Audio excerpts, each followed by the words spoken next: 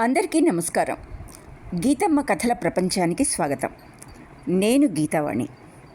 ఇప్పుడు మనం విధి విధానం పిల్లల మరి వేదవతి గారి రచనను ఆస్వాదిస్తున్నాం. 8వ భాగంలోకి ప్రవేశించాం. ముందుగా 7వ భాగంలో జరిగిన కథను తెలుసుకుందాం. భద్రం తిరిగి బొంబాయి వెళ్ళాడు. శశిరేఖ ప్రవర్తన నచ్చక స్నేహితుడికి మోసం తలపెట్టలేక భద్రం మకాం మార్చాడు. సర్కిల్ అజీజ్ వల్ల నుంచి మాలతి తప్పించుకుంది. రజియా భద్రాన్ని మార్చలేకపోయింది. భద్రాన్ని కలుసుకుని హేమ పడ్డ కష్టాలను వివరించి శశిరేఖ భద్రాన్ని అధిక్షేపించింది. కథ మీకు నచ్చినట్లయితే లైక్ చేయండి, షేర్ చేయండి మరియు సబ్స్క్రైబ్ చేసుకోండి. ఇప్పుడు కథలోకి. మే నెల జరుగుతున్నది. కాలేజీలకు, బడులకు, కోర్టులకు సెలవులు ఇచ్చారు. ఎండలు చెరిగిపోస్తున్నాయి. సాయంకాలం ఎప్పుడవుతుందా, రాత్రి ఎప్పుడవుతుందా అని ప్రాణులు తల్లడిల్లిపోతున్నాయి. పశువులు ఎండకు తాళలేక రొప్పుతున్నాయి. కోళ్ళు నోరెండి తల గిరగిరా తిప్పి పడిపోతున్నాయి. ఒక్కోసారి వడగాడ్పు మొదలెట్టి ఊరంతా సొళ్ళు తిరిగి ఇళ్లల్లో దూరి దుమ్ముతో ముంచెత్తుతున్నది. ఎండిన ఆకులు, దుమ్ము, ధూళి కలిసి లేచి గిరగిర తిరిగి తాడి ప్రమాణాన నించుంటున్నాయి. మధ్యాహ్నం పూట వీధిలోకి ఎవ్వరూ రావటానికే విరుస్తున్నారు. మణిని పట్టుకోవటం కష్టమైపోతున్నది. అందరి కన్ను కప్పి ఓసారన్నా వీధిలోకి పోతాడు.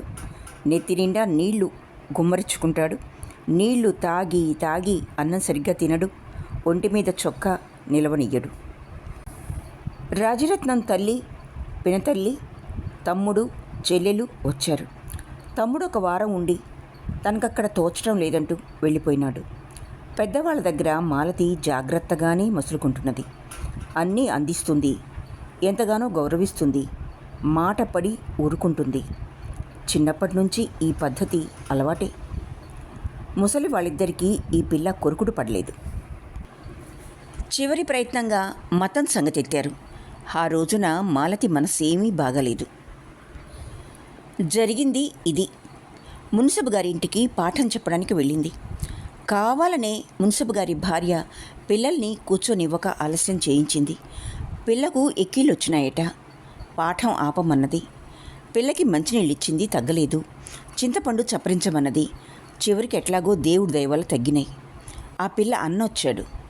గ్రామ్ఫోన్ పెట్టాడు. తల్లి వారించలేదు. 3 రికార్డులు పూర్తయ్యే వరకు పాఠం మొదలు కాలేదు. ఆ రికార్డులు పిల్లలిద్దరికీ ఇష్టంట. పిల్లకు ఆకలి వేసింది. అన్నం తిని వస్తానని చెప్పి వెళ్ళింది. మాలతి వినోదం చూస్తున్నది. వంటవాడు అన్నం తినిపిస్తున్నాడు లోపల. మున్సబు గారి భార్య జాకెట్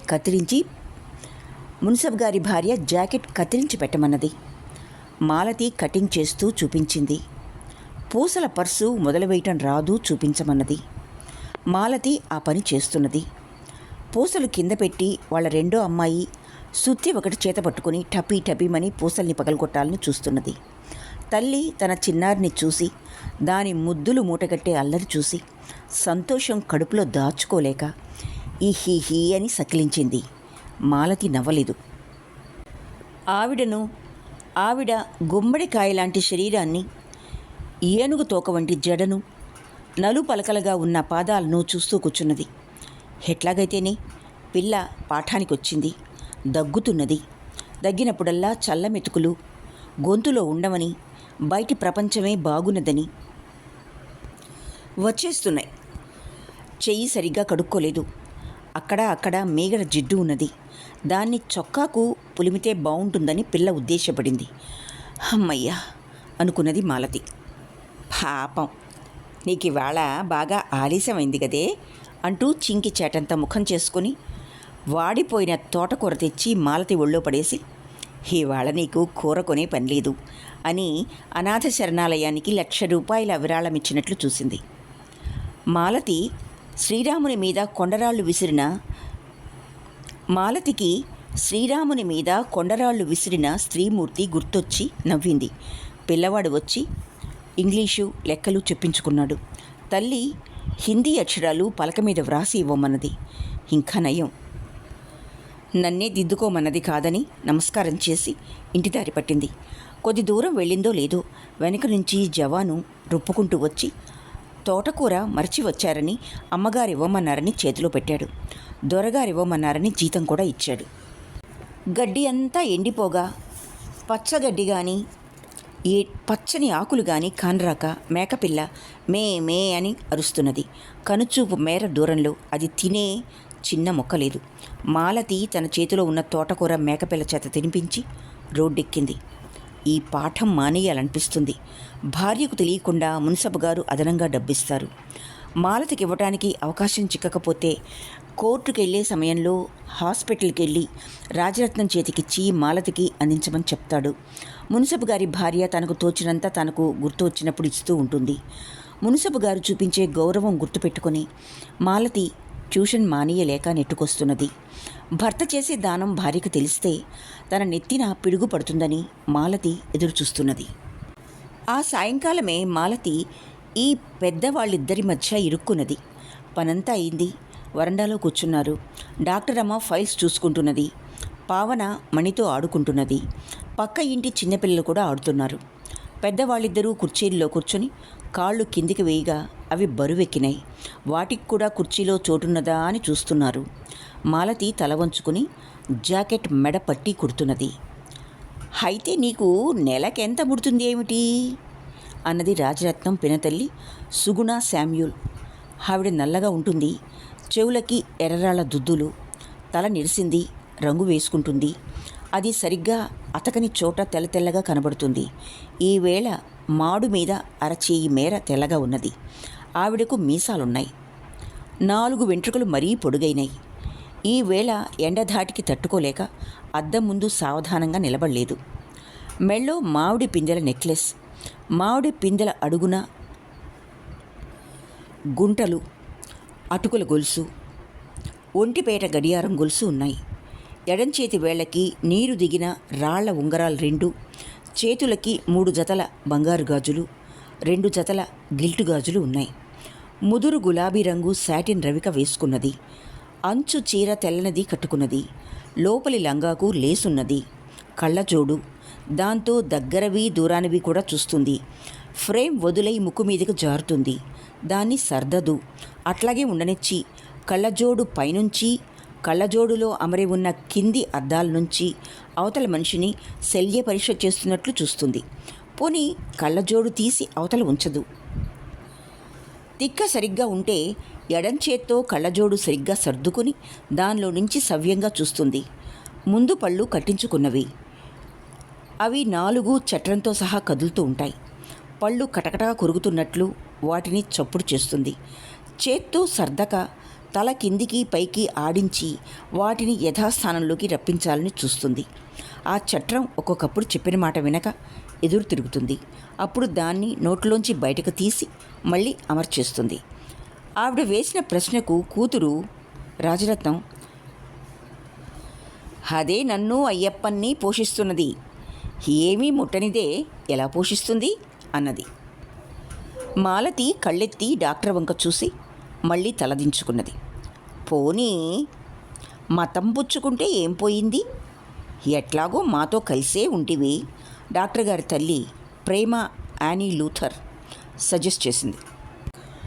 ఓవేళ నా మొగుడుస్తే క్రిస్టియన్ మతం పుచ్చుకున్నానని తెలిసి వదిలేసి దిక్కులేని దాన్ని చేస్తాడేమోనని నా భయం, మాలతి నింపాదిగా చెప్పింది. కళ్ళు మూసుకుని మళ్ళా కుట్టువంక చూసింది. ఇప్పుడు దిక్కున్నట్టు సుగుణ శామ్యూల్ తనలోని సుగుణాన్ని బయటపెట్టింది. లేకే మీరంతా నాకు దిక్కు కాదా? నా మీద ప్రేమ లేనిదే నన్ను మతం పుచ్చుకోమంటారా? మీ అమ్మాయి నీ కోసం నీ భర్త వెతికిస్తున్నాడు, నిన్నెత్తుకుపోతాడేమో, నా గతేమి అని విలపిస్తారా? వాళ్ళిద్దరూ ఆమె మాటల్ని ఖాతరు చేయలేదు. వాళ్ళ గొడవే వాళ్ళది. తప్పిపోయిన గొర్రెపిల్ల కనిపించింది. దాన్ని యెహోవాకప్పజెప్పేదాకా వాళ్లకు నిద్ర పట్టేట్టు లేదు. ఎట్లాగో ఇప్పుడు నీకే మతము లేదుగా, పోయేదేమున్నది?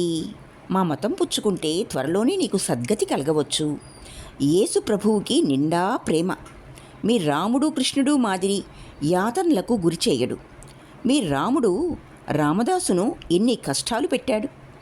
మహమ్మదీయులొచ్చి గుళ్ళు గోపురాలు పగలగొట్టి స్త్రీలను చెరబట్టి తీసుకెళ్లి బానిసలుగా అమ్మజూపుతుంటే చూస్తూ ఊరుకున్నాడు. సుగుణమ్మ తనకు మీ పురాణ కథలు వచ్చు అన్నట్లు చూసింది. తన మహత్తు చూపించి దుష్టులను దండించలేదు. అప్పుడు యేసుప్రభువు అక్కడే ఉన్నాడండి. ఎవరు పాపం చేస్తారా, ఎవరికి తన రక్తపు బొట్లు ధారపోస్తామా అని పొంచి ఉన్నాడు. రాముడు శివుడు బేలగుండేవాళ్ళు కాదు, వజ్ర హృదయులు. స్త్రీలు తమ భర్తలను హీనంగా చూస్తూ కించపరుస్తూ వదిలేస్తూ ఉండాలి. వస్తు వాహనాదుల కోసం తప్పిస్తూ ఉండాలి. అందుకని వారిగా శిక్ష పడ్డది. తక్కిన స్త్రీలకైనా బుద్ధి వస్తుందేమోనని రాముడు వాళ్ళు చూస్తూ కూర్చున్నారు. విద్యాబోధకి, అన్నార్తులకి, నీడలేని వారికి ధనం వినియోగించమని కృష్ణుడు చెప్పాడు. గుళ్ళు గోపురాలు కట్టి వాటిలో నిధి నిక్షేపాలు దాచుకునే వెర్రి పోవాలని మహమ్మదీయులు బుద్ధి చెబుతున్నారని వారిని దండించలేదు. మాకు ఉన్న వెర్రులు మీకు ఉన్నాయి. చర్చిలలో వెండి బంగారాలు ఉండేవి, వాటికి భూములు అవి ఉండేవి. రాబిన్హుడ్ చదవలే? మాలతి యథాలాపంగా వాగుతూ పోయింది. సుగుణమ్మ మాత్రం తననే ఎత్తిపొడుస్తున్నది అనుకున్నది. భర్త నీచుడు, స్త్రీలోలుడు, లోభి అయితే వదిలివేయక పట్టుకు వేలాడాలా? నీ మట్టుకు నువ్వు వదిలేసి పత్తిత్తల్లే మాట్లాడుతున్నావే అన్నది. లోపల రవులుకు పోతున్నది ఆవిడకు. మొగుడిదే తప్పని, అందరూ తనతో ఏకీభవించాలని ఆమె ఉద్దేశం. ఆవిడ కర్మ కొద్దీ చాలామంది వ్యతిరేకిస్తూ ఉంటారు. మాలతి తల ఎత్తి రాజరత్నం వంక సుగుణమ్మ వంక చూసి తన తప్పు తెలుసుకున్నది. మా మతంలో భర్త ఎలాంటి వాడైనా వాడినే పట్టుకుని వేలాడమని ఉన్నది. సుమతి, మండోదరి, శకుంతల, సులోచన, దమయంతి, సీత, సావిత్రి మొదలైన వారంతా అలాగే వేళ్లాడారు. నేను నా మొగుడిని వదిలేసి రాలేదు. ఆయన బ్రతికే ఉన్నారని వచ్చి తన మనసులో ఏమున్నది చెప్పేదాకా హరి మీద గిరిపడ్డా ఇక్కడే ఉండదలుచుకున్నాను. అక్కడే ఉండదలుచుకున్నాను, మా ఊళ్ళోనే. మా అబ్బాయి అక్కడే పుట్టాడనుకోండి, ఊళ్ళో వాళ్ళ నోళ్ళు ఊరుకోవుగా. మూకుడు మూయ మూత ఉన్నది కానీ లోకుల నోరు మూత ఉన్నదా అన్నారు. మీ మనవడంటూ వృద్ధులను చికాకు పరుస్తారు. అంతటా వాడి తండ్రి వైపు వాళ్ళు ఉచితానుచితాలు తెలియక ఏదైనా నా మొహాన పారేయొచ్చు. వాళ్లకు ఆ అగౌరవం కలగకుండా ఉండాలని యేసు ప్రభువు నన్ను ఊరు తెచ్చి మీ అమ్మాయి ఒడిలో ఉంచాడు. జీసస్కెప్పుడు పాపుల మీదే దృష్టి కదండి. దేవా, వారేమి చేయుచున్నారో వారికే తెలియదు, వారిని క్షమించుమని మా అబ్బాయి తండ్రి వైపు వారికై విలపించాడు. మా దేవుడైతే అమాయకులను హింసించినందుకు పాతాళానికి అణగదొక్కేవాడు, శూలంతో పొడిచేవాడు. యేసు తప్పిపోయిన గొర్రెను మంచి దారికి మళ్ళ వేశాడు. లేకపోతే నాకు హిందూ ఆశ్రయమే దొరికేదిగా. ఆడబిడ్డల సొమ్ము అపహరించుట కంటే కొంగుతో ముష్టెత్తుకొనుట మేలని నా వాళ్ళు నా సొమ్ము తినకుండా ఉండేందుకు గాను వాళ్లకు దూరమైనాను. వాళ్లను పాపానికి దూరంగా ఉంచాడు దేవుడు. మాలతి పద్యాలలో భాగాలు, సామెతలు దొర్లిస్తూ యాస తెలుగులో నుంచి గ్రాంధికంలోకి, అక్కడి నుంచి అరవంలోకి తిరుగుతూ వాగుతుంటే అప్పచెల్లెళ్ళిద్దరికీ సరిగ్గా అర్థం కాలేదు. వాళ్ళకు అర్థమైనదల్లా తమ మతాన్ని తమను వెక్కిరిస్తున్నదని. ప్రేమ అని రాజరత్నం తల్లి సూటీపోటీ మాటలని బయటపడదు. రాజీపడి అవతలి వ్యక్తిని స్వాధీనం చేసుకోవాలని చూస్తుంది. దిక్కులేని వారికి, పేద సాధలకు సద్గతి కలిగించి జీవించడానికి మార్గం చూపించడం ఆడపిల్ల సొమ్ము తినడం ఎట్లా అవుతుంది? మీ వల్లే విధవరాలైన ఆడపడుచును అణిచిపెట్టి ఇంటిల్లి పాది సుఖపడ్డం కాదే. ఇది అనాథులను అజ్ఞానులను వెలుగులోకి తెచ్చి తమ కాళ్ళ మీద తాము నిలబడేటట్టు చేస్తున్నాం మేము. తమది మంచి ఉద్దేశమే అన్నది ప్రేమ.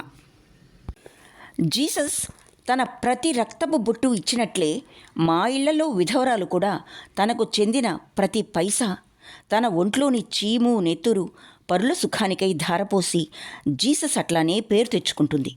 మొగుడు పోయాక ఆమె నిష్కామ కర్మకే అర్హురాలని మా ఆచారం చెబుతున్నది. అప్పుడు ఆమె చివరికి హెవెన్కి పోతుంది. ఆచారాలు రివాజులు మనుషుల ఛాదస్తాన్ని బట్టి, కాలంలోని మార్పులను బట్టి వస్తూ ఉంటాయి, పోతూ ఉంటాయి. హిస్టరీ చదివితే అన్ని మతాల్లో మార్పులు, కాలంలో వచ్చిన మార్పులు తెలుస్తాయి.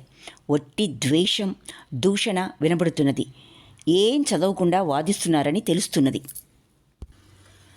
పందుల ఎదుట ముత్యాలు పారబోయకము అన్నారందుకే. సుగుణమ్మ తను పోల్చిన దానికి తానే సంతోషించింది. పంది ముత్యాలు కూడా దైవ దృష్టిలోనివే, దైవ సృష్టిలోనివే. దుర్మార్గులు సన్మార్గులు ఒకళ్ళనొకళ్ళు తారసపడటం కూడా విధి విలాసమే. ఆత్మవత్ సర్వభూతాని యః పశ్యతి. పందిని చూసి రోతపడతామా? అదెంత ఉపకారం చేస్తున్నది. ఇంతకు మీ మతమే గొప్పదంటావు. అంత గొప్ప మతం నశిస్తుంటే, ఇతర మతాలు వ్యాపిస్తూ ఉంటే నీ బోటి పండితులంతా చూస్తూ ఊరుకున్నారే. మీ మతం మీరు వ్యాప్తి చేసుకోవచ్చుగా. ప్రేమ అని సన్నగా రెట్టిస్తూ అడిగింది. హిందూ మతం అసలు పేరు అద్వైత మతం. అద్వైత మతం అర్థం కావటం చాలా కష్టం. చెప్తే అర్థమయ్యేది కాదు. వ్యాప్తి చేసేందుకు, ఇచ్చేందుకు అందులో ఏమీ లేదు. నా ద్వైతము, అద్వైతము అంటే రెండోదేమీ లేదు. అంతా జీసస్ అనే ఈశ్వర స్వరూపమే. పరమాత్మ తాను సృష్టి చేసిన దానిలోనే నివసిస్తూ ఉంటాడు. మహాజ్ఞాని తానే, పామరుడు తానే. వెర్రి మొర్రి పనులు చేసి దైవదూషణ చేసినా నవ్వుతాడు. తన కోసం లోకజ్ఞానం పోగొట్టుకుని హింసలు అనుభవించిన వాడిని చూసి నవ్వుతాడు. అన్ని మతాలు దానిలో నుండి పుట్టినవే. కొన్ని పామరుల కోసం చిన్న చిన్న మాటల్లో, తేలిక పద్ధతుల్లో చెప్తే, మరొక మతం కఠిన నియమాలు, కఠిన భాష ఉపయోగిస్తుంది. నన్ను నమ్ముకో, నిర్మలమైన మనసుతో ఉండు, తెలిసి తెలియక తప్పులు చేసినా నిజమైన పశ్చాత్తాపాన్ని పొందు, నా దగ్గరికి వచ్చేటప్పుడు కోరికలన్నీ వదిలి నిశ్చింతతో నిర్మలమైన మనసుతో రా. ఈ మాటలు అన్ని మతాలు చెప్తున్నాయండి. ఇతరులకై గుప్పెడు బియ్యం వండకుండా తన కొరకై తాను వండుకు తినేవాడు దొంగ అని గీతలో ఉన్నది. నీవు సంపాదించిన దానిలో ఇన్నో వంతు పేదలకు పంచి ఇవ్వు అనే పద్ధతి తురక మతం, మా మతం చెప్తున్నాయి. మత వ్యాప్తి చేయాలనే పిచ్చి వెనుక కాంతా కనకాల మీద కాంక్ష కనబడుతుంది. మతం పుచ్చుకున్నవాడు అంతే. ఏదో స్వలాభం, స్వసుఖం చూసే పుచ్చుకుంటాడు. బాహ్య దృష్టికి వాడు పుచ్చుకున్నది మతమల్లే కనబడుతుంది. నిజానికది ఉద్యోగమో, స్త్రీయో, ధనమో అయి ఉంటుంది. అద్వైత మతం ఇహలోకంలోని కోర్కెలు తీర్చే మతం కాదు. సృష్టి రహస్యము, బ్రహ్మజ్ఞానము, సత్యమేదో తెలియజేసేదిగా ఉంటుంది. అది నెత్తిన నీళ్లు చల్లుకుని పేర్లు మార్చుకుంటే రాదు. గడ్డం పెంచి గుండు కొట్టించుకుంటే కూడా వచ్చేది కాదు. అనేక కష్ట నష్టాలు కోర్వగలగాలి, అవమానాలు భరించాలి. ఎప్పుడూ పరహితమే, మన కోసం మనం రాలేదనుకోవాలి. గ్రంథ పఠనం, దేశ సంచారం చెయ్యాలి. సుఖ దుఃఖాలు సమానంగా చూడాలి. అప్పుడు ఒకడిచ్చేందుకేముంటుంది, అదే ఒంట్లోకి ఎక్కుతుంది అని చేతులు తిప్పి మళ్ళీ కుట్టు వంక చూసుకుంటూ కూర్చున్నది. ఆ పిల్ల వాగ్ధాటి, ఎర్రబడ్డ ముఖం చూసేటప్పటికీ ఇద్దరికీ భయం వేసింది. పోనినట్టు బోలెడు సంగతులు వల్లెవేసింది అనుకున్నారు. ఇన్ని తెలిసిన దానివి పాపకూపంలో ఎట్లా పడ్డావు? నువ్వు తీసిన గోతిలో నువ్వే పడ్డావేమోనని సుగుణమ్మ నీకు ఏమీ తెలియదు, ఊరికే వాగుతున్నావు అన్నట్లు చూసింది. సైతాను తీయగా మాట్లాడుతూ వచ్చాడండి. హవ్వకు మతిపోయినట్టే నాకు పోయింది. మతిపోయిన తర్వాత సిగ్గు పట్టుకుంది. ఈవు చెట్ల చాటున దాక్కున్నట్లు దాక్కోవలసి వచ్చింది. మాలతి నవ్వు దాచుకుంటూ బైబిల్లో సంగతులు మాట్లాడటం పెద్దవాళ్ళకిష్టం లేదు. అది పవిత్ర గ్రంథం. దానిమీద చెయ్యి ఉంచి ప్రమాణం చేస్తారు. అందులో కథల్ని ఎగతాళి చేస్తారా? అట్లా అయితే మీ రాముడేమైనాడు? నువ్వు రోజూ పూజ చేయటంలే, పెళ్ళాన్ని నిప్పులో దూకమనలేదు? వచ్చింది సైతానని నీకు చెప్పకపోయినాడా? రోజూ ఏవో మంత్రాలు చదువుతూ ఉంటావుగా. వాటి మహత్త ఏమైంది? దీర్ఘాలు తీస్తూ మాలతి బుగ్గలు పొడిచింది సుగుణమ్మ. రామాయణం పామరుల కోసము, సంస్కృత భాష శాశ్వతంగా నిలబడి ఉండాలని రచించబడిన కావ్యం. మీ వంటి పండితులు దానిలోని అంతరార్థం తెలుసుకోవాలి. మీకు పురాణ కథలున్నాయి. రాతిలో ఇరుక్కుపోయిన కత్తిని పీకడమే కాదు, డేవిడ్ గోలియత్ను గెలవడమే కాదు, అద్భుతమైన ప్లాట్లు గల కథలు లేవా? ఆమెవరో తన భర్త తనను నిర్లక్ష్యం చేసి వాడి దేశానికి వాడు వెళ్ళిపోయినాడనే కచ్చతో ఆ మొగుడి పోలికలు గల పసిబిడ్డల్ని చంపేసింది. అవన్నీ విని ఆనందించగా లేనిది రామాయణం విని ఆనందించలేరా? దేవభాష మర్చిపోతున్నానని ఏవో వల్లెవేస్తూ ఉంటాను. పరమేశ్వర సాక్షాత్కారం పొందబోయేవాడు గడ్డు పరిస్థితుల్ని ఎదుర్కోవాలి. అగ్ని పరీక్షకు నిలబడాలని సీతాదేవి అగ్ని ప్రవేశానికి అర్థం. సత్యానికి ఆ జీవుడొక్కడే నిలబడతాడు, ఒంటరివాడైపోతాడు. జీసస్ కూడా దారుణమైన బాధకు ఒక్కడే సిద్ధమైనాడు. ప్రసిద్ధికెక్కి శకకర్త అయినాడు. పరమతాన్ని దూషించమని జీసస్ చెప్పాడా ఏమిటి? నన్ను ఆటే వాగించకండి. ఆ మాటకొస్తే మీది కూడా అద్వైత మతమేనంటాను.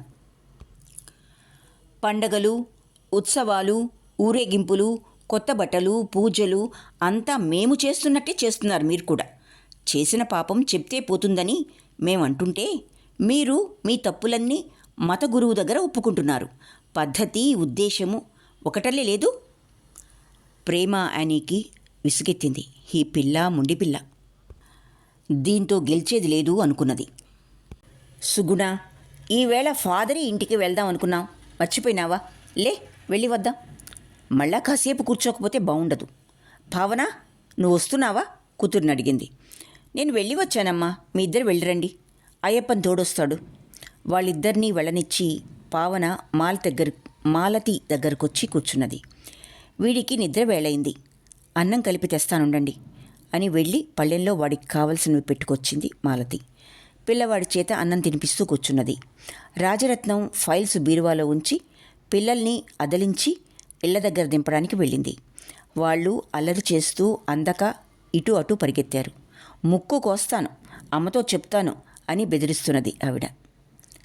మా పిన్ని అడిగిన దానికి నీ సమాధానం బాగాలేదు మాలా.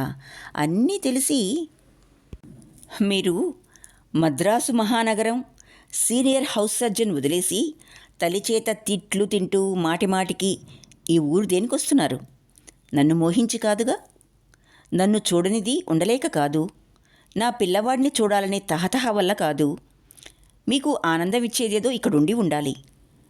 ప్రస్తుతం అది సుస్థిగా ఉన్నది, దాన్ని చూడాలని తప్పించి వస్తున్నారు. తల్లి చేతిలో పెరుగు ముద్ద తీసి నోట్లో పెట్టుకుని తల్లి తన మూతిని వేళ్లతో గీరినట్టే మణి కూడా చిన్న వేళ్లతో మూతి మీద బుగ్గ మీద అడ్డంగా గీరుకున్నాడు. అది చూసి పావన్ నవ్వింది. మణి మరో ముద్ద తీసి ఇందా అని పావన్ నోట్లో పెడతా అంటున్నాడు. పావన ఆ ఆ అని కొద్దిగా వెనక్కి జరుగుతూ నవ్వింది. మణి మీదకెక్కాడు. ఇద్దరూ ఒకళ్ళ మీదొకళ్ళగా కింద పడ్డారు. వాడికి మరీ అల్లరి నేర్పుతున్నారు. మణి, చేయగలుగుతాను పద. ఎంగిలి చెయ్యి అక్క ఒంటి నిండా పూస్తున్నా. మాలతి పిల్లవాడిని తీయబోయింది. అబ్బా ఉండనిద్దు, నాకు మెటర్నిటీ వార్డు తప్పితే ఇంకే వార్డు నచ్చదు. పిల్లలు లేకపోతే ప్రపంచం ఎట్లా ఉండేదో అనిపిస్తుంది. వీడిని నాకిచ్చి. లేచి కూర్చుని మణిని మళ్ళీ ఒళ్ళో పడుకోబెట్టుకున్నది. ఏమంత అర్జెంటు? గాంధర్వ వివాహం చేసుకోండి, సర్వదమనుడు పుడతాడు. పిల్లవాడిని యువతలికి తీయబోయింది. ఏమిటో మాట్లాడతావు, నాకొక్క కథ రాదు. మణిని లేవనీయక పొట్ట మీద మూతిపెట్టి బుర్రుమనిపించి నవ్వింది. శకుంతల కథ వినలేదు. విన్నాను, ఇప్పుడు అర్థమైంది. రేపు సర్కిల్ గారింటికి పోదామా? మీరు వెళ్ళి వద్దురు. నిన్ను తెమ్మని పంపారు, కబురంపారు. ఈవేళ రాకూడదు. పాపం, ఆయనకు టైఫాయిడ్ అని డాక్టర్ తేల్చాడు. భార్య పోయిందిట, పుట్టిన పిల్లవాడు పోయాడుట. పావన విచారంగా చూసింది. ఏ జబ్బు చేసిపోయారుట? ధనుర్వాతం వచ్చిందిట. పెద్ద సర్జనే ఆపరేట్ చేసి బిడ్డను తీయాల్సి వచ్చిందట. హాస్పిటల్లోనే పోయిందట. ఒకటే విధంగా ఏడుస్తున్నాడు ఆయన. ప్రాణభీతితో కొట్టుకుంటున్నాడు. నీదెంత రాతి గుండె! మీ గుండె కన్నానా? ఇన్నాళ్ళు పెళ్లి చేసుకోకుండా ఈ అందంతో ఎందరి మనసుల్లో చిచ్చు పెట్టారో, ఎందరికీ పిచ్చెత్తించారో. అది నిజమేలే. 17, 19 వయసులో ఎన్నో ఆఫర్లు వచ్చినాయి. అందులో ఇద్దరికీ పిచ్చెత్తింది. ఒకడు విదేశం వెళ్ళాడు. ఇప్పుడు నాకు కష్టంగా ఉన్నది. అయ్యో, నన్ను తలచుకుని ఏడ్చిన వాడిని చేసుకోకపోతేనే కులమని, అందమని, డబ్బు అని భేదాలు కల్పించుకుంటేనే అనిపిస్తుంది. అందుకనే నువ్వు చేసిన పని నాకు నచ్చిందనేది. నీకన్ని విధాలా గొప్పవాడొచ్చాడు. తెలివిగా వాడికి నిన్నిచ్చుకుని వాడిని స్వాధీనం చేసుకున్నావు. కోర్టింగు ఎన్నాళ్ళు జరిగిందే చెప్పవా? 1 ఏడాది. డైలాగ్సు కాసిని చెప్పు, కావాలంటే నావి చెప్తాను. ప్రేమకి మొదటి మెట్టు. నువ్వు అందంగా లేవు. పెళ్ళాడితే నలుగురు నవ్వరా? మీ అమ్మకు ఆ చెడ్డ పేరెందుకు వచ్చింది? నేను కలగజేసుకోకపోతే ఏ దుర్మార్గుడో నిన్ను వంచేవాడు. నేను నిన్ను రక్షించలే. మాలతి ఎవరినో అనుకరిస్తూ అన్నదా మాటలు. అతనికి అహంకారం ఉన్నదా అని అడిగింది పావన. లేదు లేదు, అదంతా హాస్యం. నిజం చెప్పటం ఇష్టం లేనప్పుడల్లా హాస్యాలాడతారు. నాకు ఓరిమి ఎంత ఉన్నదోనని చూస్తారు. ట్రూ లవ్, ఫిడిలిటీ మారవని షేక్స్పియర్ అన్నాడు చూడండి. నాకు విశ్వాసం ఉన్నదా లేదా అని చూశారు. అలా అంటే నేను ఊరుకోనబ్బా. అందుకే మీకిప్పటి వరకు మొగుడు రాలేదు. 23 ఏళ్ళు దాటితే పెళ్ళి వెనకబడుతుంది. అది నిజమే. ఇప్పుడు నేనే ఎంకరేజ్ చేయాల్సి వస్తున్నది. 10 ఏళ్ల కిందట నా వెంటపడిన ఎస్కార్ట్ ఇప్పుడు లేనే లేదు. నేనే వెంటపడాల్సి వచ్చేటట్టున్నది. ఇద్దరు నవ్వుకున్నారు. చెయ్యి ఎండిపోయిందంటూ మాలతి వెళ్ళింది. పిల్లవాడి చెయ్యి మూతి కడిగి తుడిచి రాత్రిపూట వేసే పైజమా లాల్చీ వేసి తెచ్చింది. పావన వాడిని తన ఒళ్ళో పడుకోబెట్టుకొని అటూ ఇటూ ఊపుతూ మధ్య మధ్య ముద్దులు పెడుతున్నది. వెన్నెల వచ్చింది. వేప పువ్వు వాసన, నిమ్మపూల వాసన ఆగి ఆగి వస్తున్నాయి. గాలి వేడి ఇంకా పూర్తిగా తగ్గలేదు. పైరగాలి తిరిగినా రాతి బండలు చల్లబడలేదు. మాలతి, అయ్యప్పన్ ఇంటి ముందు ఒత్తుగా నీళ్లు చల్లి పక్కలు వేసి ఉంచారు. కాసిని ముద్దులు సర్కిల్ గారి కోసం ఉంచండి. మీ మోహమంతా వాడి మీద కురిపిస్తే ఏం లాభం? పైకి అమాయకురాలల్లే కనిపించిన మాటలు బాగానే అంటిస్తావు. మీ వాదన వింటూనే ఉన్నా. నవ్వితే అమ్మకు పిన్నికి కోపం వస్తుందని ఊరుకున్నా. మా అమ్మది బాగా రిలీజియస్ మైండ్.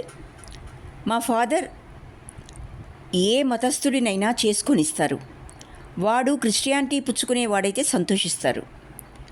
మేమంతా మా అమ్మకు విరుస్తాం. పెద్దింటి బిడ్డ అయి ఉండాలి, పెద్ద కట్నంతో వచ్చి ఉండాలి, లేకపోతే ఎందుకు విరుస్తారు? నువ్వు చెప్పింది నిజమే.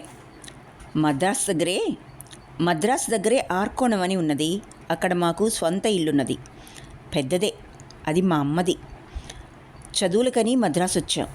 నేను పోయి అక్కడ ప్రాక్టీస్ పెట్టుకుంటానన్నాను. వినదు. ఉద్యోగంలో చేరితే నమ్మకంగా నెలకు జీతం వస్తూ ఉంటుంది, ప్రాక్టీసు చేసుకోవచ్చు అంటుంది. ఉద్యోగంలో చేరితే వచ్చే సాధక బాధకాలు మా అక్కలు వదినలు చెప్తుంటే విన్నాను. నాకన్ని ట్రిక్స్ రావు. ఉద్యోగం చేయలేనేమో అనిపిస్తుంది. సర్కిల్ గారిని పెళ్లి చేసుకోండి. ఉద్యోగం చేయక్కర్లే. ప్రాక్టీస్ మీ ఇష్టం వచ్చిన చోట పెట్టుకోవచ్చు. పావన మాలతి బుగ్గలు పట్టుకుని పిండింది. నా మనసులో సంగతి నీకెట్లా తెలుసు? చోద్యంగా మాట్లాడుతున్నావు. అతడు మతం మార్చుకోవాల్సి వస్తుంది. సాధారణంగా మహమ్మడన్స్ మార్చుకోరు. ఏ మతస్థులైనా మహమ్మడన్స్ను పెళ్లాడితే వాళ్ళు మహమ్మడన్ అయిపోతారని విన్నాను. మీకు ఈ పిచ్చి ఉన్నదా? నాకున్నా లేకపోయినా మా అమ్మను ఒప్పించలేం. అయితే మనిద్దరం కలిసి సర్కిల్ గారి మతం మార్చేద్దాం. ఎలా? నీకు నన్ను చూస్తే విక్రింతగా ఉన్నదా? ఆయన ఇప్పుడు జబ్బుగా ఉన్నాడు. నిన్ను రమ్మంటే రావు. జబ్బుగా ఉన్నప్పుడే మన పని నెరవేరుతుంది. ప్రాణభీతి వల్ల దేనికైనా ఒప్పుకుంటాడు. ఆయన నిన్ను మోహించాడు కానీ నన్ను మోహించలేదే. లొంగి రావటానికి నా మీద ప్రేమ ఉండాలిగా. అక్కడే మీరు పొరబడుతున్నారు. అది మోహం కూడా కాదు. నన్నేం చేసినా అనేవాడు లేడని కొంత ధైర్యం, కొంత లూజ్ మైండ్. ఆడవాళ్లను గురించి సదభిప్రాయం లేదు. ఆ ఇంట్లో ఆయన్నెవరో ప్రోత్సహించి తప్పుదోవను పట్టిస్తున్నారు. వయసు కొంత అట్లా చేయిస్తుంది. నా మీద ఎటువంటి దురుద్దేశము లేదు ఆయనకు. లేకపోతే వాదన చేస్తూ కూర్చోడు. నేనేమీ త్రిభువన సుందరినిగాను. ఆ మాట చాలామంది తెలియజెప్పారు నాకు. అయ్యప్పన్ వల్ల సుమారుగా ప్రమాదం సంగతి విన్న పావన మాలతిని అడిగి పూర్తి వివరాలు వినలేదు. నొచ్చుకుంటుందని ఆ సంగతి ఎత్తలేదు. మిహిర్ని, సర్కిల్ గారిని, వాళ్ళ అమ్మను చూసి వచ్చింది.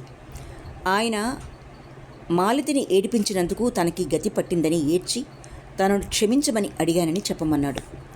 మనిషి మీద ప్రేమ లేనిది క్షమించమని ఎందుకు అడుగుతారు అనుకున్నది పావన. అయితే ఎందుకు నీకోసం ఎదురు చూసేవారు?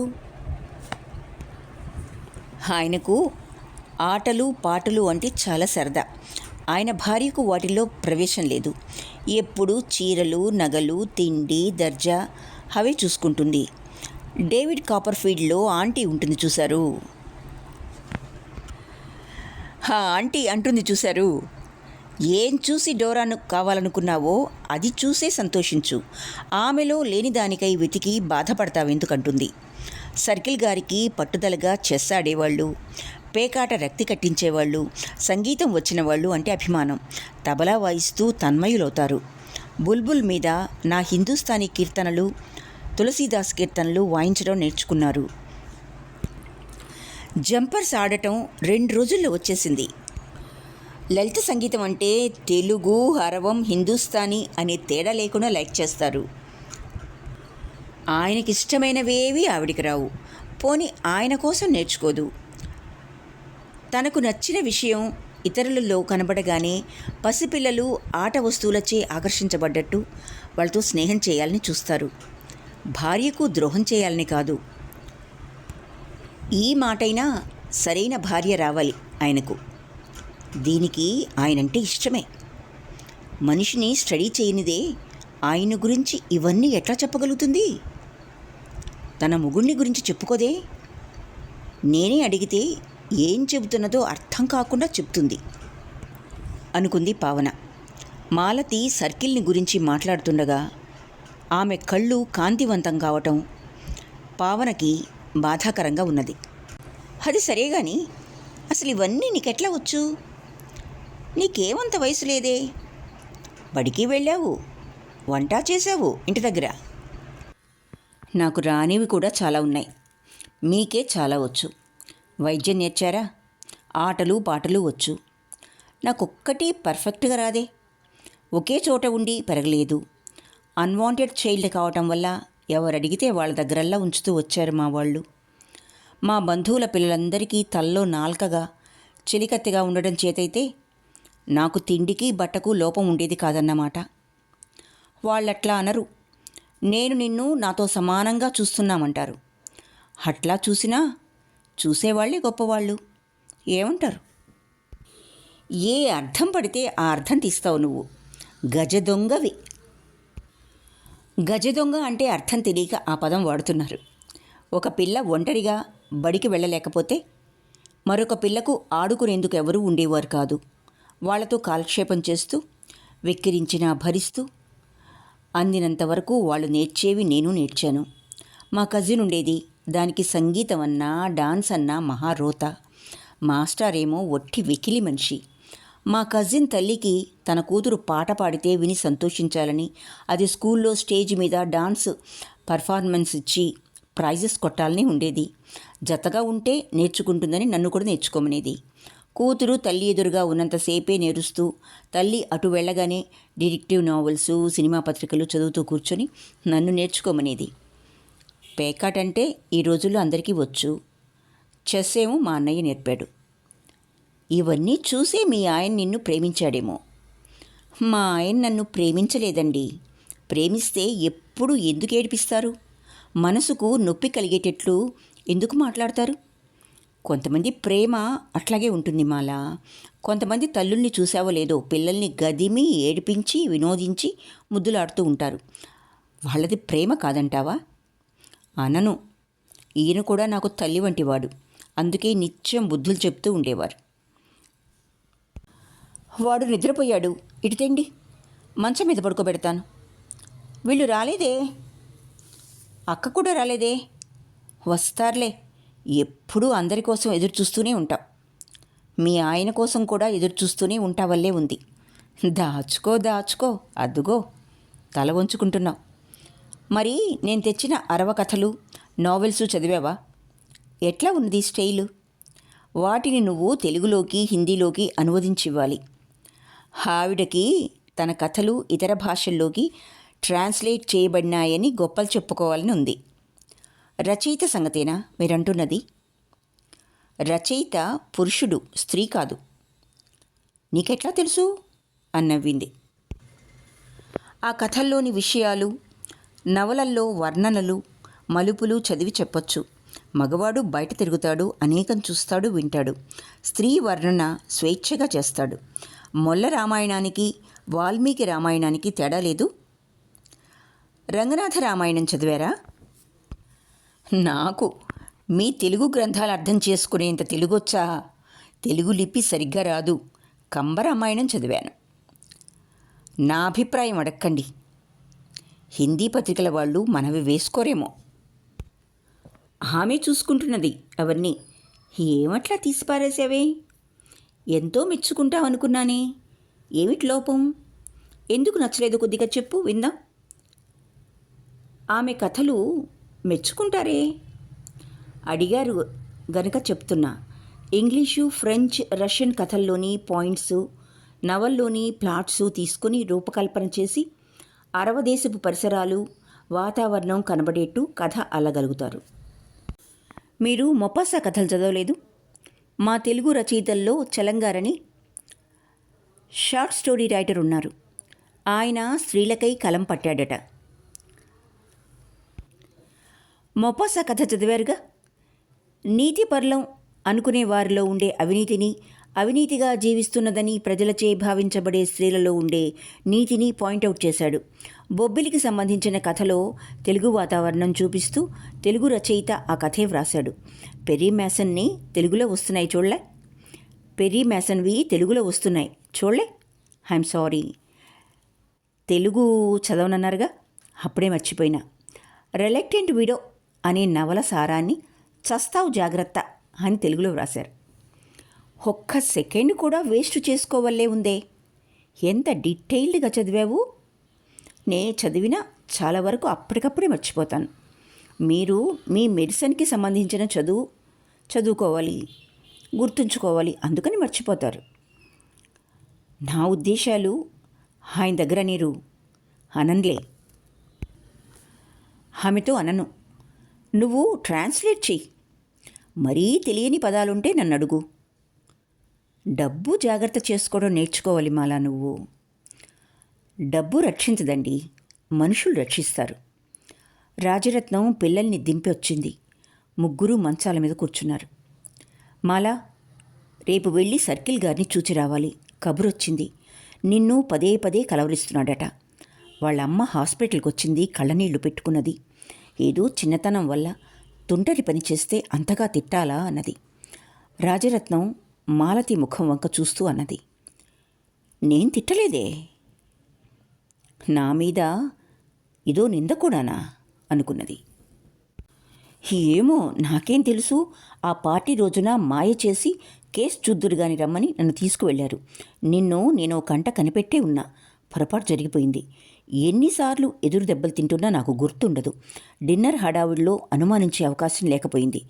నేను ఇట్లా ఇంటికొచ్చానా అప్పుడే వాళ్ళు మిహిర్ని హాస్పిటల్కి తీసుకెళ్లారట. ఒళ్ళు కాలింది. నువ్వు పోనే లేదు చూడటానికి. వాళ్ళ నాన్న అక్కడ పిస్టల్ అవి చూపిస్తాడేమోనని పోలేదండి.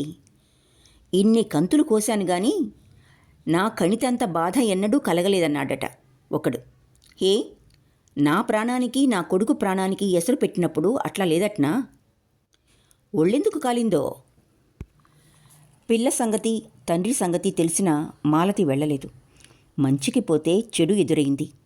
ఒంటరిగా ఆయన చేతికి చిక్కిందనే నింద ఉండనే ఉంటుంది.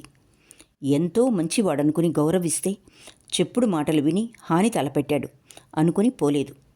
తక్కిన విషయాలు తెలియవు. ఇప్పుడే వింటున్నది. ఎంతైనా వాళ్ళందరూ కలవాళ్ళు. మంచివాడే. తన కర్మ కొద్దీ పరిస్థితి అట్లా వచ్చింది. అప్పట్నుంచి ఆయన్ని చూడలేదు. ఇప్పుడు టైఫాయిడ్ అని విన్నది. దౌలత్ పోయిందని విన్నది. వెళ్ళి ఊరడింపు మాటలు 4 మాట్లాడి వద్దామా అనుకున్నది. పావన చూపులు వేరే అర్థమిస్తున్నాయి.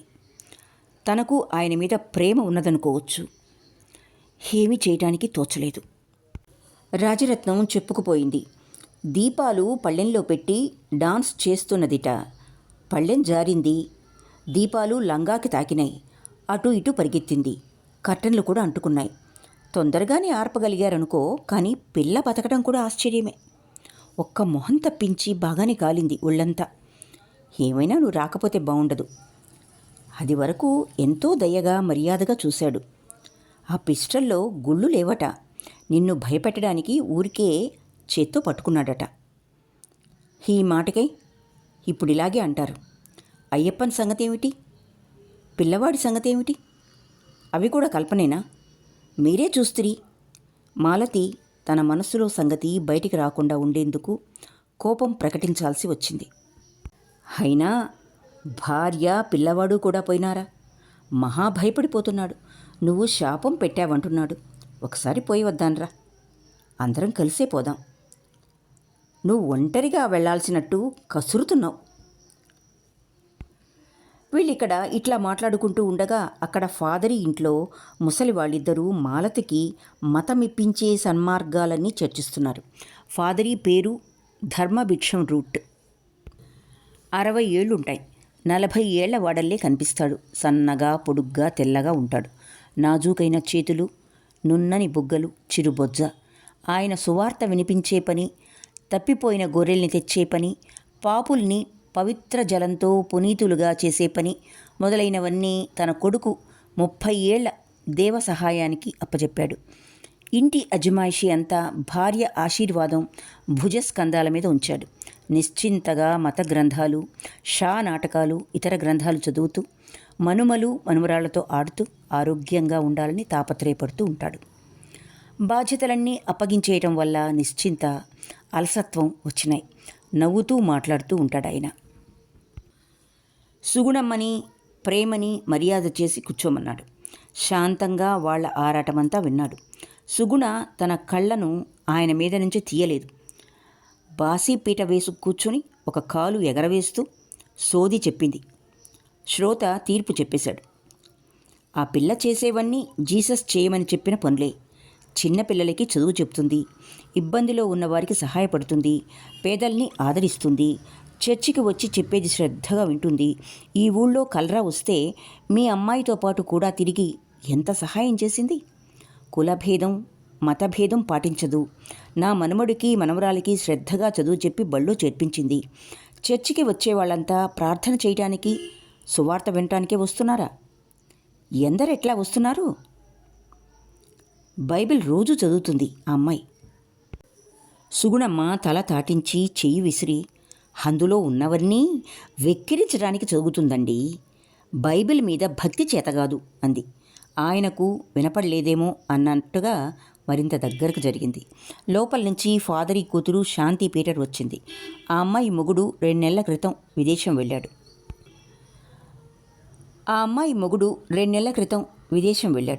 ఆ అమ్మాయి పురిటికని పుట్టింటికొచ్చింది. ఇది 2వ కాన్పు. మొదటి బిడ్డ ఆడపిల్ల. ప్రేమ అని ఆదరంగా పిలిచింది. రామ్మ ఇట్లారా. మీ ఆయన దగ్గర నుంచి ఉత్తరాలు వస్తున్నాయా? నీ పాప ఏది? శాంతి వచ్చి దగ్గర కూర్చుంది. ఫాదర్, మీకు ఆ పిల్ల మీద దురభిప్రాయం ఎందుకు కలిగిందో తెలియదు. ఎవ్వరినీ చులకన చేసి మాట్లాడదే. మనలో క్రిస్టియన్స్ అయి ఉండి జీసస్ చెప్పిన ఆచరణకు విరుద్ధంగా ఎంతమంది ప్రవర్తించడం లేదు? వాళ్ళందరినీ ఏం చేయగలుగుతున్నాం? ఇప్పుడు ఆ పిల్లకు కొత్త మతం చెప్పాల్సింది ఏముంది? మా అమ్మాయిని అడగండి, మాలతి ఎంత స్నేహంగా ఉంటుందో చెప్తుంది అన్నాడు. కుర్చీ చేతుల మీద 2 వేళ్లతో వాయిస్తూ ఎటో చూశాడు. మాలతి సంగతేనా అప్పా చెప్తున్నారు? మతము అవన్నీ నాకు తెలియదు కానీ అరమర లేకుండా స్నేహమిస్తుంది. అమ్మకి కాళ్ళు నడుము పట్టుకుపోయి లేవలేకపోయింది. పని మనిషి రాలేదు. ఒక్కత్తేనే అన్నీ చేసుకుంటుంటే పాత్రలు శుభ్రం చేయటం దగ్గర నుంచి వంటలో సాయం, పాపను ఆడించటం అన్నీ చేసింది. అది రాకపోతే ఏమయ్యేదాన్నో. మాంసమన్నా గుడ్లన్నా అసహించుకుంటుందేమో అనుకున్నాను. అదేమీ లేదు. వెజిటేరియన్ వంట ఎంత బాగా చేస్తుందో నాన్ వెజిటేరియన్ వంట కూడా అంత బాగానూ చేస్తుంది. నా జాకెట్లు, పాప గౌన్లు సగం సగం కుట్టి వదిలేశాను. అవన్నీ పూర్తి చేసి పెట్టింది. శాంతి అపేక్షగా ఇలా అనటం సుగుణమ్మ చెవుల్లో సీసం కాచి పోసినట్లయింది. దాందేమున్నది? మంచిగా ఉంటే మీరంతా ఏవైనా ముఠ చెప్పకపోతారా అని చేస్తూ ఉంటుంది. మా రాజరత్నం ఇల్లు అన్నీ దానిమీదే వదిలేసిపోతూ ఉంటుంది. ఇల్లంతా అదే వాడుకుంటుంది. మా రాజుదే ఉన్నది. పొద్దున్నే పోతుంది, మిట్ట మధ్యాహ్నం వస్తుంది. ఇంత ఎంగిలిపడి మళ్ళీ ఉరుకులు పరుగులు. ఒక్కొక్క రోజు రాత్రులు కేసులు వస్తే ఇంట్లోనే ఉండదు. అంతా దాని ఇష్టారాజ్యం. ఎవడొచ్చాడో ఎవడు పోయాడో ఎవరడగొచ్చాడు అన్నది చేతులు తలా తిప్పుతూ. ఆ చేతులు ఫాదరీని తాకాలని ప్రయత్నించినాయి. వీపు దురద పెట్టింది. కుడిచేయి ఎత్తి కోక్కున్నది. ఎందుకనో గాలి ఆడటం లేదు, ఆకు కదలటం లేదు. దీపం చుట్టూ పురుగులు చేరినాయి. 2-3 పురుగులు ఆమె జాకెట్లో దూరి అలర్ చేసినాయి. కాసేపు ఈ చెయ్యి, కాసేపు ఆ చెయ్యి జాకెట్లో దూర్చి ఒళ్ళు గోక్కున్నది. ప్రేమ అని చెల్లెలు దుస్థితి చూసి చాలా విచారించింది. ఈ దురద తూర్పు పడమరలుగా వెళితే పర్వాలేదు, ఉత్తర దక్షిణాలుగా పాకితే ప్రమాదం. ఎంతైనా తాను పెంచి పెద్ద చేసిన చెల్లెలుగా. అందుకని పోతాం, చాలాసేపు అయింది వచ్చి. మీరు ఒకసారి మద్రాసు రావాలి. ఆయన మిమ్మల్ని చూడాలనుకుంటున్నారు. ఆయన రాలేరు. వాతపు నొప్పులు. మీ ఆశీర్వాదాన్ని వెంటబెట్టుకుని తప్పక రండి. బహుశా రాజుని తీసుకెళ్తామేమో. వాళ్ళ నాన్నగారు బిడ్డను చూడాలని చింత పెట్టుకున్నారు. మీ శాంతికి ఇబ్బంది అవుతుందేమో. మా వెంట పంపండి. ఆ కాసిన నీళ్లు పోసి పంపుతాం. సుగుణ, పోదామా? ఇంటి వద్ద ఎదురు చూస్తూ ఉంటారు అన్నది. ఆశీర్వాదం వచ్చి పలకరించి మర్యాద చేసింది. వంటలో ఉన్నాను, వచ్చి కూర్చోలేకపోయినాను. వంట అయింది, సాపాటు కానియరాదా అన్నది. ఆమె మర్యాదకు పిలుస్తున్నదని ప్రేమ ఆనికి తెలుసు. లోపల నుంచి మసాలా ఘుమఘుమలు, కోడికూర వాసన, ఉల్లిపాయలు వేగిన వాసన వస్తున్నది. సుగుణమ్మకి ఇక్కడే తినాలని ఉంది. అక్క పడనిచ్చేట్టు లేదు. దాని వంట రోజూ ఉండేదేగా. కురివి కారం, వెధవ పప్పు కూర అవి. నువ్వు తినరాదు ఈ పూటకి అన్నది. పెదిమలు నాక్కుని చప్పరించింది. రాత్రికి ఇక్కడే శయనిస్తానంటుందేమోనని ఆశీర్వాదానికి భయం వేసింది. సగం సుగుణమ్మను ఉడికించాలని ఉద్దేశంతో, మాలతి నా దగ్గర చాలా వంట నేర్చుకున్నది. బాగా కుదిరిందా లేదా అని తెచ్చి ఇస్తూ ఉంటుంది కూడాను. ఏమి నేర్చుకున్నా చాలా చురుకుగా నేర్చుకుంటుంది. విసుక్కున్నా కసిరినా తల్లిని మన్నించినట్లు మన్నిస్తుంది. ఏదీ ఈ మధ్య పని ఎక్కువగా ఉన్నట్లుంది, రావటమే లేదు అన్నది. శాంతి తల్లి ఉద్దేశం గ్రహించి, మామిడికాయ ముక్కల పచ్చడి చాలా రుచిగా పెడుతుందండి. ఆ అమ్మాయి పెట్టి ఇచ్చిన ఆవకాయ ఎంత బాగున్నది, కారమే లేదు. వెల్లుల్లితో ఘుమఘుమలాడేటు చేసి ఇచ్చింది. పుల్ల పుల్లగా చాలా బాగున్నది. ఆవకాయ పెట్టడం ఆంధ్రుల సొత్తే. మళ్ళా కోస్తా ప్రాంతం వాళ్ళ ఆవకాయ అంత బాగుండదు. కృష్ణా గుంటూరు జిల్లాల వాళ్ళు చాలా బాగా పెడతారు. మా అత్తగారు అటువైపు నుంచి వచ్చేప్పుడు తెస్తూ ఉంటారు. ఆవకాయ అట్లాగూ ఎట్లా వస్తుందో మరి, ఎర్రగా కంటికింపుగా ఉంటుంది. నేను వెళ్ళేటప్పుడు కొంచెం పెట్టించి తీసుకెళ్ళాలి అని కొంగు నలిపి ముక్కు తుడుచుకున్నది. విధి లేక ముసలి వాళ్ళిద్దరూ కొంప చేరారు. రావటమైతే 1 వారం ఉందామని వచ్చారు. కానీ చాలా విశ్రాంతి, మంచి ఆహారం, మెదడుకి చాలా పని, సరదాగా కాలం వెళ్ళిపోతూ ఉండడం వల్ల బళ్ళు కాలేజీలు తీసే వరకు ఉండిపోయారు. అయితే సుగుణమ్మ తాను వెళ్లేలోగా మాలతి ఓర్పు అంతు కనుక్కోవాలనుకున్నది. ఓ రోజు కూరల్లో పులుసులో ఉప్పు తక్కువైందనేది. మాలతి నూరిన ఉప్పు తెచ్చి పక్కగా చిన్న పళ్ళెంలో ఉంచేది. మరో రోజు ఎక్కువైందనేది. రేపు జాగ్రత్తగా చూసి తక్కువ వేస్తాననేది మాలతి. వంకలు పెడుతూనే పారేయకుండా కడుపు నిండా తినేది సుగుణమ్మ. ప్రేమ యానీ కూడా యథాశక్తి బయటపడకుండా సాధించేది. పెందరాళే భోజనాలు కానిచ్చి పడుకోబోయేటప్పుడు పాలు తాగటం వారికి అలవాటు. ఒకరోజు చల్లనివి కావాలని ఐసు వెయ్యమని, మరో రోజు వేడివి కావాలని స్టవ్ వెలిగించి వెచ్చబెట్టమని అనేది. ఐస్ క్రీం చాలా బాగా చేస్తావు, చేయమనేది. మంచు ముక్కలు ఉప్పు వేసి బకెట్లో ఉన్న యంత్రాన్ని తిప్పాలి.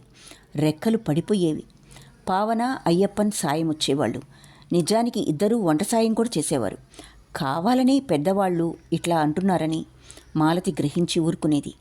కొడుకుని మాత్రం జాగ్రత్తగా చూసుకునేది.